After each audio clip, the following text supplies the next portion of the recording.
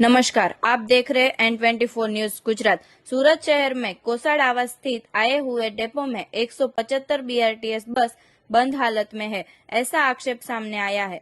आम आदमी पार्टी के कॉरपोरेटर महेश अरगरिया द्वारा आज कोसाड आवास स्थित बस डेपो की मुलाकात ली गई थी, जिसमें महेश अरगर को पता चला कि सूरत की जीवादोरी समान 175 बीआरटीएस बस डेपो में धूल उड़ रही है। महेश अरगर द्वारा बताया गया कि पालिका के अधिकारी को सूचित किया कि 40 बस बंद हालत में है। अगर पालिका के रिकॉर्ड में बंद बस को हयात बता रहे हैं तो इनका बिल पालिका हर महीने चुकाने में आ रहा है कि नहीं, यह भी जांच का विषय है। महेश अरगर ने बताया कि कोसाड डेपो में बड़ी संख्या में सिटी बस बंद हालत में है, तो उसकी खबर पालिका को है या नहीं, यह एक बड़ा सवाल खड़ा हो रहा है।